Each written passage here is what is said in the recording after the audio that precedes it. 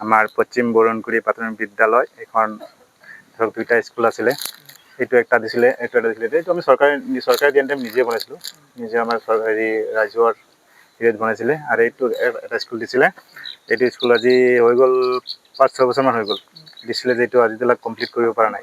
এইটো চৰকাৰকো আমাৰ তৰফৰ পৰা অনুৰোধ। আৰু ছাত্ৰ ছাত্ৰীটো বহুত দিগদাৰ, এইটো ক'বলৈ ৰাস্তাই নাই।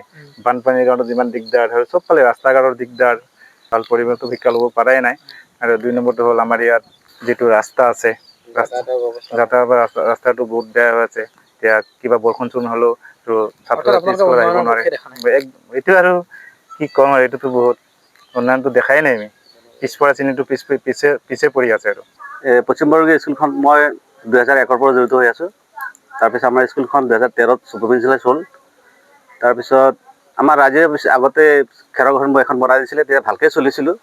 তাৰপিছত MSD ফাণ্ডৰ পৰা যিখন ঘৰ আহিলে, অহাৰ পিছত আমাৰ সেইখন ঘৰো ভাঙা হ'ল।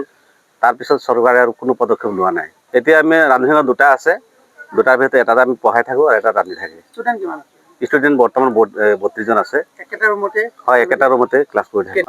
এইটো ক্লাছ 1ৰ পৰা ক্লাছ 5 লৈকে শিক্ষক 2জন। কেতিয়াবা আমি ছাত্ৰখিনি বাহিৰত লৈ যাওঁ, কেতিয়াবা ঘৰত পঢ়াওঁ, মানে তেনেকুৱা ধৰণে মিলাই পঢ়াই থাকোঁ।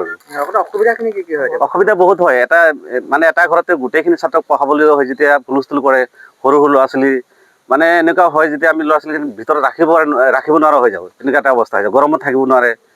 বিভিন্ন অসুবিধাত পৰি তেনেকৈ চলাই আছোঁ। উপায়হীন অৱস্থাত আমাৰ কৰ্মখিনি কৰিবলগীয়া হৈছে। শিক্ষা বিভাগত জনাইছোঁ, MLA থ্ৰুদি আমি এপ্লিকেশ্যন দিয়া হৈছে, কিন্তু আমি তেনেকুৱা ধৰণৰ কোনো ফলপ্ৰসূ পোৱা নাই।